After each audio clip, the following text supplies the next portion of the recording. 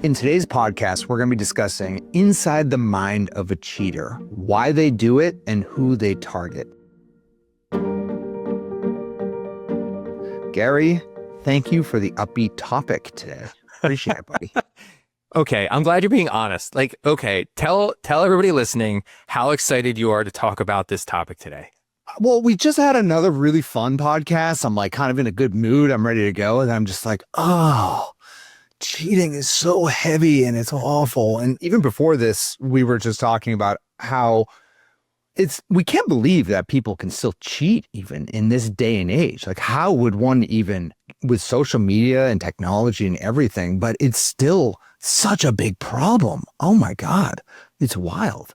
It's a big deal. And I think, you don't want to talk about it. I don't enjoy talking about it because I think by default, we are both really positive, upbeat, solution-oriented people. Yeah. But I also think there's something to be said for covering every once in a while some of the darker sides of relationships, because these things are a reality too. And I know a bunch of our clients end up working with us because they've experienced cheating in the past. And the vast majority. I mean, yeah, we'll do this at the next event we have, but I'd be curious, show of hands, if you've been cheated on. And I would, if I had to put a number on it, I'd say it's 90%. Yeah. It's very high. It's high. And, there's a lot of different stories that our clients bring to us, but there's one that has recently kind of stuck out. And it's essentially why she ended up, enrolling in our program. But the way she described it was, it didn't happen overnight. One day we were laughing and everything seemed perfect. The next, we were sitting in silence at dinner, wondering how we got here and how the emptiness crept in. And then she was asking, what got between us? And that's what she was wondering. And that's actually what prompted her to start asking more questions of her partner. Where did this emptiness come from? When this lack of fulfillment come from? And as they kind of got into it and she got a little bit more suspicious, it turned out he was, in fact, being unfaithful.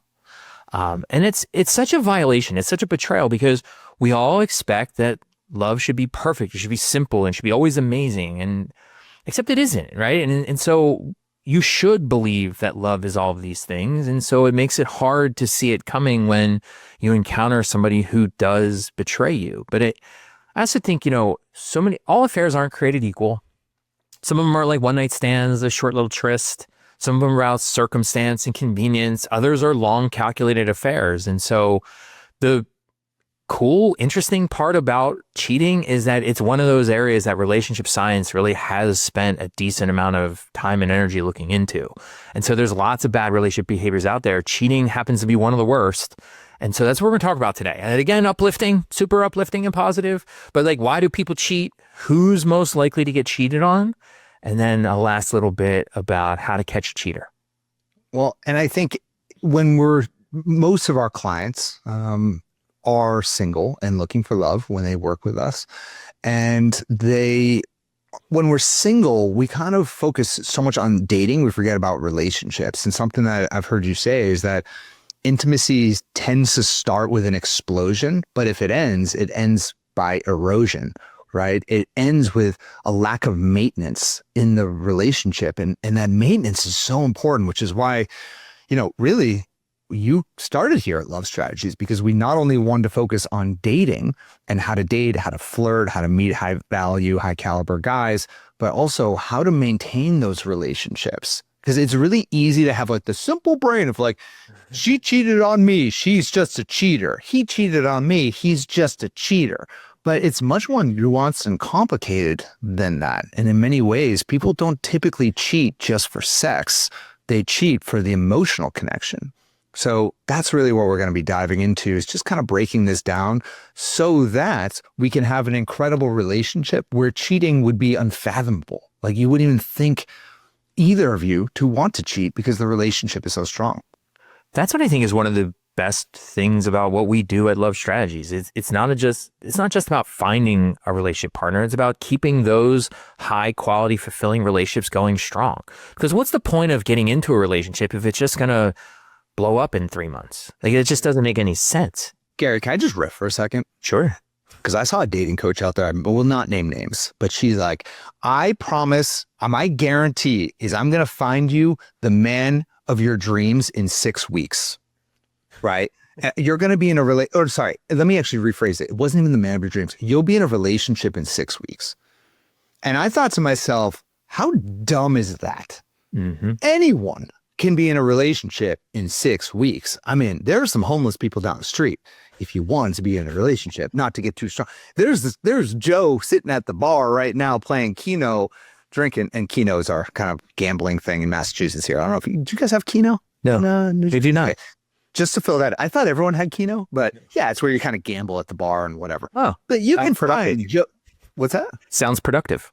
It sounds very productive. You can find Joe Schmo at the bar and be in a relationship in 6 weeks, but that's not what we're optimizing for. That is ridiculous. Like, also, I know that guarantee is absolutely insane just because, we've been working with clients and we have done the best track record on the planet for the past decade. And you just don't know. That's just absolutely absurd. What we're optimizing for is the best relationship of your life that can last the rest of your life. And if that takes 6 months to a year, great. We have some clients where they'll start working with us. This is talk about great marketing. They'll start dating a guy in 6 weeks to 2 months, and they'll be so excited about it. And we're like, wait, hold on. Let's take a hard look because there's some real risks of getting involved with this man that perhaps you're not seeing because you're in that early stage of intimacy and excitement. And Gary, we've seen it like, we're responsible many times for saying next and moving on from these guys very quickly, even if a client is excited about it, because we're optimizing for long-term success. How about that for a marketing campaign? Does that hit, Gary? Yeah, it's what I say to clients all the time is like there's things that are absolute, some of the biggest wins you're ever going to have in your dating life that do not feel like wins. And it's those super exciting relationships that we're like, but like, look at him actually. Is he actually emotionally available? Is he actually showing up for you? Is he making your life better? Is this someone who you want to be more like? Is this someone you actually trust and that respects you? And the answer to a lot of those times is like, no.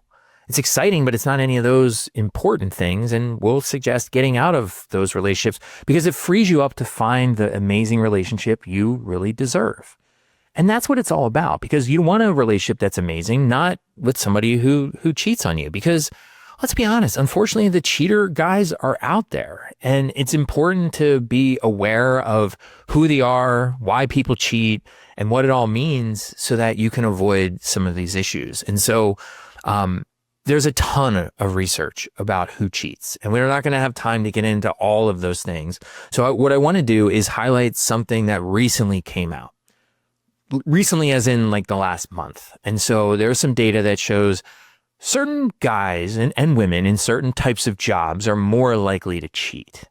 And so for guys, it's guys with the highest paying jobs. They were the most likely to cheat. And so it was like 18%. So when I say most likely, it's still not most guys are cheating. It's 18%. It's about 1 in 5. It's not a low number, but it's not a super high number. But it's higher paying jobs, guys are more likely to cheat. Interestingly, for women, it was the opposite. It was women that had low paying jobs. Now, I'm pointing this out not to necessarily tell you do not pursue guys with high paying jobs or anything. That's not the reason. It's what we always try to do with our clients is have them think more intelligently about relationships. And so when you hear this kind of data, a lot of people will overreact and like, can't go for a guy with a high paying job. And it's like, no. Correlation does not mean causation. Not every guy in a high-paying job cheats, and not every woman in a low-paying job cheats. Some doesn't mean all, but there are like these kinds of threads, and it's like, why might a guy in a high-paying job cheat? Opportunity, ability, what he's emphasizing. Some of those high-paying guy jobs, I mean, they're very status oriented and they're very good at flaunting their status. Maybe those are the red flags to look for, not necessarily that it's just a high paying job. Yeah.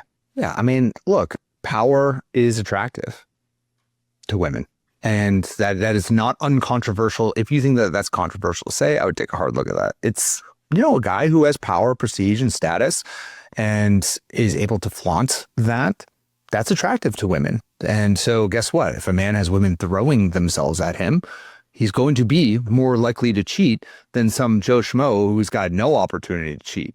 And I think it's interesting the women with low paying jobs are more likely to cheat. Perhaps they're finding an opportunity for other men. I'm not sure. I haven't put enough thought into that, but it's interesting. It's really a value exchange in many ways.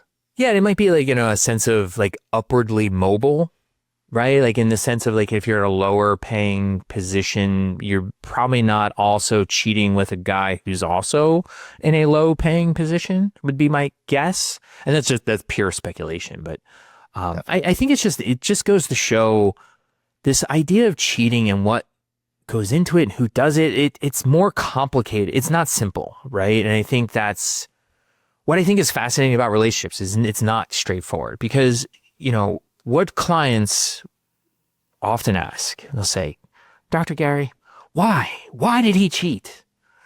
To which other clients chime in, sex. That's why. Men cheat for sex.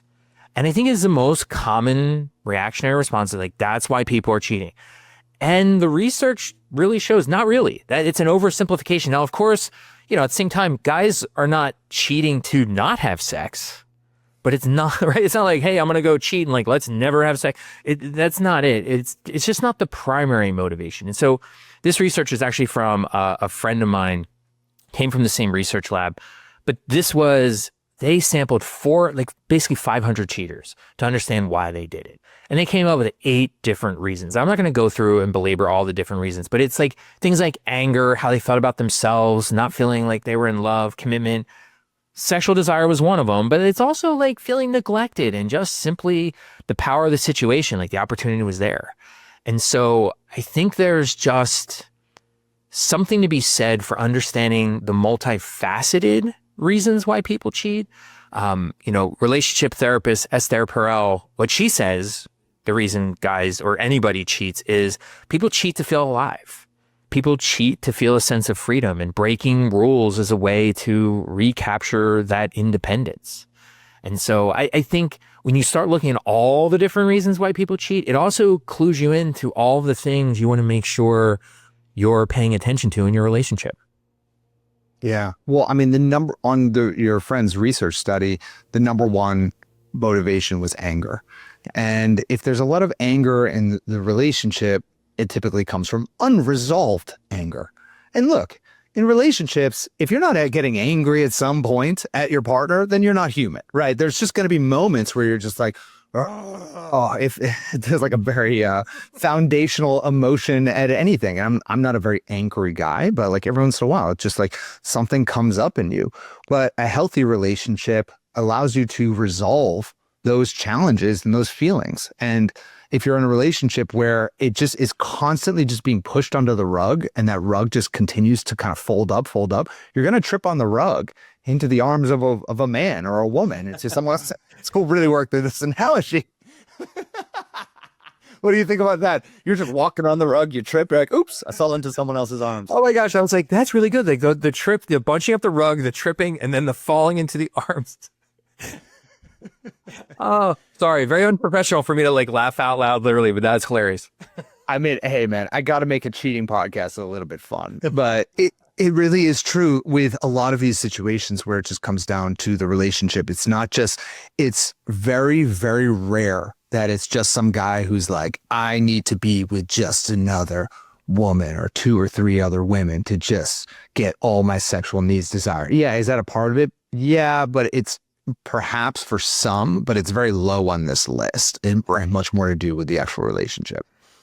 Here's the fun. I mean, I don't get to say this sentence very much, but here's the fun part about research is you get to be nosy into hundreds of people's lives and really dig into the experiences that they're having. Like, hopefully everyone listening to this doesn't have any direct experience with affairs, but even if you have experience with affairs, your experience is limited to 1, 2, hopefully not more than 2 or 3, right? It's like it's limited.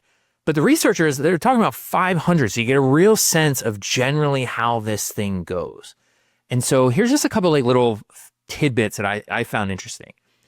Women tend to have longer affairs than men, which I think makes sense. It's, for women, it might be more focused on emotional things. When people cheated because of anger, lack of love, or because they simply wanted more variety, their affairs were longer. So I think that really speaks to, when you feel like you have unmet needs or some sort of like anger, revenge motivation. People who were motivated by the situation had shorter affairs, right? So if it just kind of sprang up out of nowhere, it just tended not to last as long. In those affairs, about 40%, they had intimate conversations. So it's not just physical, it's actually like emotionally connecting with somebody. But only in 1 out of 10 or 10% did they say, I love you.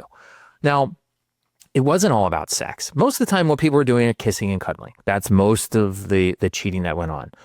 Only about half had sex, and about 5%, there was no physical contact whatsoever. It's purely emotional. And so I think that paints a slightly different picture than what people might expect.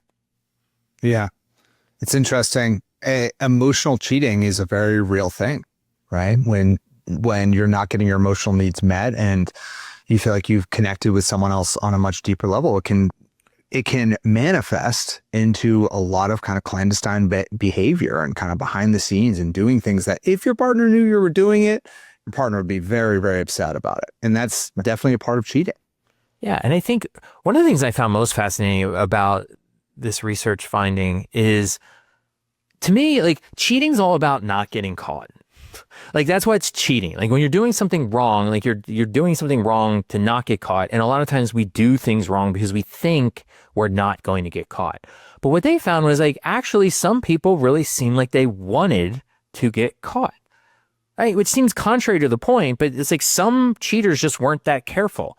And it seemed somewhat intentional in the sense that when people were cheating because they felt a lack of love in their primary relationship, they were more willing to go on public dates.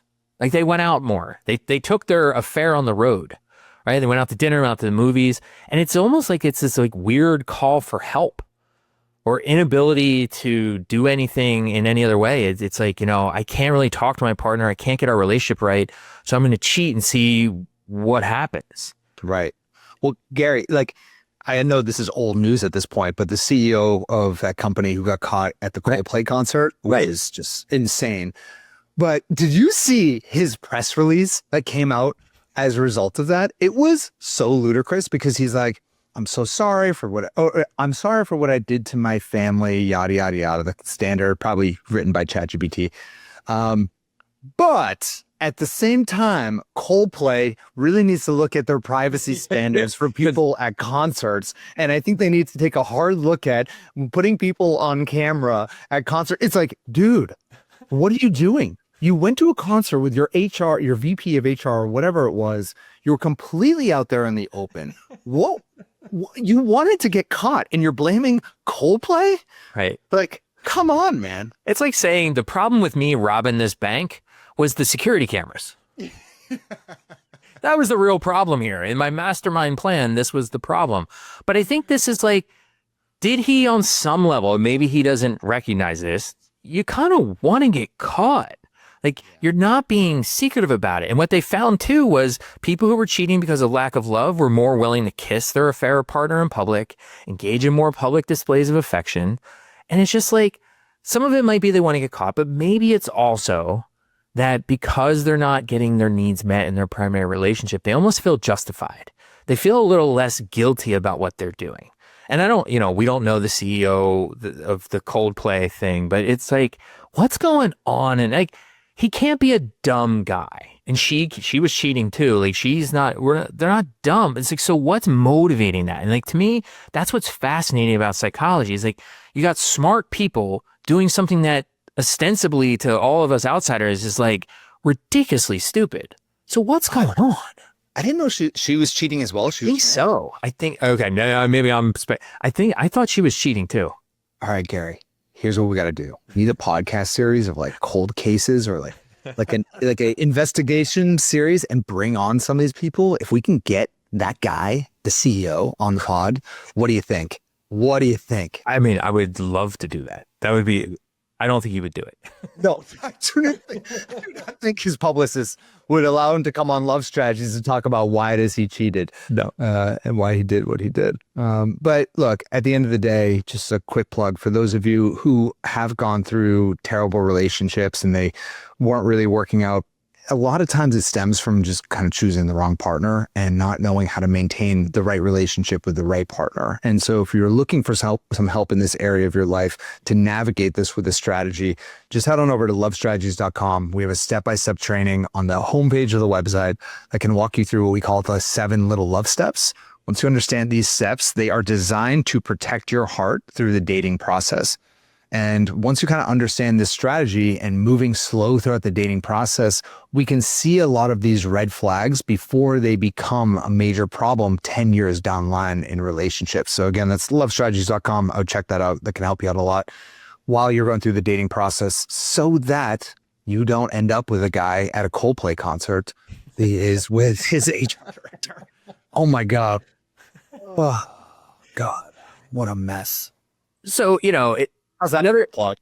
Fantastic. Yeah, don't end up at a Coldplay concert. Don't go to Coldplay. Don't date guys who like Coldplay. Don't do it. So, the other part of this really big study about infidelity is they looked at the aftermath. And so part of the aftermath of cheating is like, who actually confesses? Do people confess? And what they found is it's about 50-50 split. Women were much more likely to confess to cheating than men were, which I don't think is a surprise. But people were also a lot more likely to confess when they thought the new relationship was going to turn into something meaningful. Now, funny story about that. What happens after people cheat? Well, it's not so often that the person you cheat with actually becomes a real relationship. It only happens like 30% of the time. The other part that is interesting in the aftermath of cheating is when you find out your partner cheats, it doesn't end the relationship as much as you think it would. Now, I know I share this stat with people. Other researchers found this too. And everyone has the same reaction after I say that. It's like, I'll say cheating doesn't necessarily end relationships as often as you think. And everyone says, oh, it would for me. It would for me. And I think that is hopeful. And I think that's probably the right conclusion. But I think we're not very good. I also know we're not very good at predicting our future behavior. And there's a lot of things that are going on in relationships and, not whether you should or shouldn't stay, but there's a lot of things that compel us to stay maybe when we shouldn't. And so what this study found is only 1 out of 10 affairs turn into full-fledged relationships, and the affairs themselves rarely ended the primary relationship. Like those relationships kept going. Only 1 in 5 ended their primary relationship. Wow. That's pretty wild. 1 in 5. Because you'd think, right, it would be 5 out of 5. Well, I think what we can take from this is for those who are listening and who have been cheated on, this statistic can allow yourself to give yourself some grace. If you were in a situation with a guy and he cheated on you and you tried to work it out, and just knowing that you're not alone through that, like I frankly, as far as I'm aware, I've never been cheated on. I'll just put that out there. So I don't know what I would do in that scenario. And I don't know how I'd handle that. I want to say 5 out of 5. Yeah, of course, I'm leaving her. She can go have him. Good luck. Right. And just end it. But I think reality hits where likely you may have known in your depth of your soul that it wasn't just the sex that caused it. There was something else in the relationship that you felt like you could work through and tried to work through. Whether you were right or wrong, that's a different discussion. But it allows yourself to give yourself a little bit of grace if you stayed in that relationship and tried to make it work. I think we're so devoted, right? And we know that relationships are important. And, in many times you've been with somebody for 5, 10, 20 years. Your lives are entwined. There's a lot invested. There's a lot of things you're going to have to undo and change in your life to blow up that relationship. And so I do understand. Like, when you start thinking of it that way, 1 in 5 doesn't sound so surprising, right? It's if you have kids, if you're married, you have kids, you have houses together, you name it. One night slip up where a guy goes home with a woman or vice versa. It gets complicated. It gets tricky. It's interesting. I'm not condoning that. I'm saying that that's okay. And I'm not saying that I would stay with someone if they did that to me.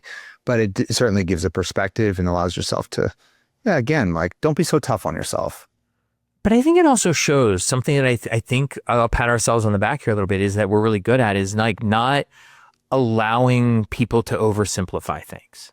right? Like the oversimplified take is he cheats, it's over, you're done, whatever. And it's like, yeah, I think there's some sense to that, but like, wait a second, it's not that simple. It's not that straightforward. Things are more complicated. There's feelings and motivations and lives involved. And it's not that easy all the time. Whole other study. But another thing that I have found fascinating about cheating is, are some people more likely to get cheated on? Like, are there personality qualities that make someone a little bit more susceptible to cheating? Now, I will just caveat this by saying, like, none of this is a guarantee. It's not like if you have these traits, you will get cheated on. But it is helpful, I think, to recognize, like, do I have some of these traits? And am I being a little too permissive in some ways? Am I inviting this in other ways? And so this research, over 1,500 adults, including about 900 married individuals. And what they found is they basically gave everybody a bunch of personality tests. And they found that people who were less responsible, organized, or hardworking were more likely to have experienced infidelity. So if you're not as responsible, not as organized, and not as hardworking, in other words, they scored lower in conscientiousness, they were more likely to get cheated on. Also among married participants, people who were highly agreeable also were more likely to get cheated on. And in some ways, that the agreeableness one, conscientious one, might just be like, you're not showing high quality as a partner if you're not hardworking and organized and responsible.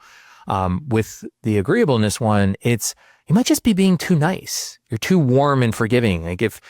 And this is just a sad fact about human behavior is, if you find out that your partner's going to forgive you for basically anything, you're a little bit more likely to engage in worse behaviors, right? Oh, my partner's super nice. She's kind. She's warm. Like, she'll understand. She'll at least forgive me. It might be hard, but she'll forgive me.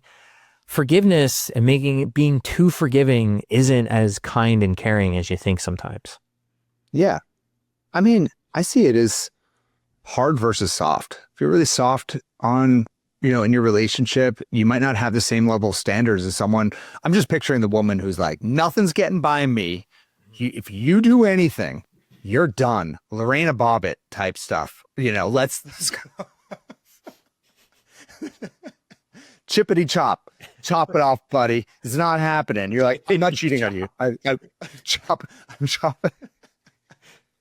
I was trying to get you while you were taking a drink of your... Yeah, I take a sip of coffee and he's like making hand gestures and yelling chippity chop. Yeah, I'm chopping off that little wiener guy. Sorry, if you put that wiener anywhere but with me, that's over. You're not going to... Hey, that is definitely a deterrent. Whereas if you're like, it's okay, you probably did it because of whatever, it's just hard versus soft. And I could definitely see that. And the wrong guy will weaponize your kindness against you.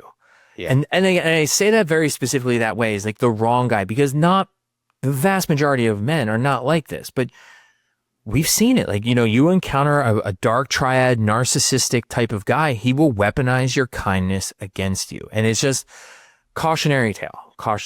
So the other thing that I think is cautionary is, this is like one of the biggest topics on the internet, and I don't like talking about this, but I feel like we have to in some ways. And it's how to catch a cheater. Is my partner cheating? How is my partner cheating, and how do I catch him? And so I only became willing to talk about this because in doing research, or I don't know what I was doing on the internet, but I did a deep dive into cheating, looking for research, and I stumbled across this site that was how to cheat without getting caught. And I was like, holy crap, the internet, like, wow, like what an amazing, crazy place the internet is, that this thing exists. And there's this long list of all these things you have to do to avoid getting caught cheating. And so what did I do? I reverse engineered it. And it was basically like, I'm going to use this to help people figure out if they're being cheated on. And so like a lot of the stuff on there is like super obvious stuff, like you would know. Looking for physical evidence, fake eyelashes, unfamiliar things like bobby pins or faint lotion, perfume smells. And of course, glitter. Glitter is the herpes of craft supplies. I mean, it sticks with you wherever you go. Who wears glitter? If anybody... No man. No, the important thing there, Adam, is no man wears glitter. So if he comes back with glitter, you better have a bunch of questions. Oh God, if there's glitter in your bed, it's a prostitute. I don't know. 'Cause, like, come on, who wears glitter? It's not good. But so, there's other things to catch cheaters that the internet's full of, like, sudden changes in behavior, lots more work trips than usual. Is he starting to purchase clothing and cologne that you're not used to? Are you getting gifts, like expensive gifts for seemingly no reason? But this this list, they spent a ton of time on the technology side of things. And it was like all this like high tech stuff about Wi-Fi and phones and different numbers and device syncing and Bluetooth and blah, blah, blah, blah, blah. And so there are a bunch of things that you could check to see if your guy, we'll blame guys, your guy is cheating. All that technical. But here's what I want to say about this. The reality check, and I think this is super important, is if something about this conversation makes you think, you know what? I should start checking my boyfriend's or my husband's Wi-Fi, Bluetooth connections, tracking digital payments, I'm going to get an app to spy on his phone. You know all you need to know, right? Like you don't need anything. You don't need to be a forensic evidence detective. Like you know everything you need to know. Yeah, it's true. I mean, once you start going down that path, it means that trust has been broken. And with all this, to simplify it, in my eyes, it all comes down to lying. Is lying a consistent behavior in your relationship? And if there's anything that we hold strong to here at Love Strategies, it's approaching the dating process with truth. And it starts with you in all ways. And truth is the one thing that we will never, never compromise on. And if a man that you're with compromises on truth, aka he's lying to you, even about the small things, that's a big problem. I don't care if it's just him saying, yeah, I'm busy with work one night, but then he goes and grabs beers with his buddies. Yeah, you might, like some people might say, okay, he lied because he wanted to just go grab beers with his buddies. I get it. And you kind of let it go. That would be the people pleaser. But where we come from, that is a lie. And that is not okay in this relationship. We do not lie to each other. Even if the truth hurts and the truth is difficult, call it radical honesty. And so that is a value system that needs to exist in the relationship where there are no lies between us. Yes, the truth may be a little bit tough to hear sometimes. Maybe it will create conflict in the relationship. That's okay. What isn't okay are the small lies and certainly the big lies. And so if there's anything you can take from this, because cheating is just a big lie. That's really at the end of all of this it's the lie that exists between the two of you. It's one thing if he goes and cheats on you and comes back and says, I cheated on you. I can't believe I did it. Here's what happened. That's probably some of the relationships where you're like, okay, I could work through this. Okay, he came clean and he told me exactly why he did it. And now he wants to work on the relationship. That's understandable. It's where if he lied to you for 6 months or you lied to him for 6 months because you're cheating, that's the real issue here. So if you take anything from this, I would just say embed that core value in your relationship. It is what will set you free. And it's true in all relationships, not just romantic, but professional, platonic relationships. Yeah. And, we have to remember people just don't wake up one day and be like, yep, today's the day I cheat. Right? It's something you slide into little by little, small little compromise by small little compromise. And I love what you said about all the little lies, because those little lies are basically gateway drugs, right? Like they're the things that kind of get you more and more comfortable with bending the truth. It's the exaggerations. If your guy is super casual about exaggerating about how much money he makes or his accomplishments, it's like, I don't know. I would perk up. I'd pay attention to some of those things because this is a guy who has a very loose relationship with the truth. And someone is willing, I don't know, my experience, people are willing to indulge those little lies. They're also the ones that are shelling out the big lies. And so it's a testament to their character, and we want to pay attention to those things. Amen. And if you want a little bit of help in this area of your life to be able to find that high character man, because one thing Gary did was, I've been saying, let's attract a high value man. I've been saying that for like 10 years. And Gary last year sat me down. It's like, Adam, we're not going to call it high value man anymore. We're going to talk about high character man. Ain't that right, Gary? That's right. Yeah, a little sit down with me. And I was like, I love that. And I think it's so true because in many ways, it refocuses our attention on what matters for a long lasting relationship. And we've been implementing that with clients and talking more about that. I've changed my vocabulary because that is what truly matters. If you meet someone who's high character, then suddenly this whole idea of cheating is never on the table because he is a man of integrity and character. So if you want that in your life, I would recommend jumping on a call with one of our love strategists. They're trained by me. They're the most high character people I know. They know this whole process and they'll be able to see whether or not you need a little bit of help in your love life with our coaching and our guidance. And our goal is to help you start trusting again, but doing it in a way that protects your heart. I don't want you just going out there, just start dating willy-nilly and just see what comes in. No, I want you to be able to see the signs, see the red flags, and then be able to open your heart to the right type of guy with confidence, clarity, and courage, because it will require some courage. So if that sounds good to you, then just head on over to loveapply.com. If you listen to it in the podcast, we have links in the show notes to apply for that love strategy session. And if at the end of the conversation, we think it's a good fit, we'll walk with you over the next 6 months to a year, help you in your love life, build that confidence, clarity, and connection so that you can move on, never have to listen to another podcast about cheating again. Gary, can we never do a podcast like this again? Oh my God. Yeah, no, let's not. Chippity chop, man. Chippity chop. Chippity chop. All right. Yeah. Here's another hook. If you've ever been Lorena Bobbitt and this, then go to loveapply.com because you don't want to have to chop off any guy's junk ever again. Well, how's that for marketing? That's great. Less crime, more connection. All right. Sounds good. Thanks, Gary. That was a good one. All right. See you, Adam.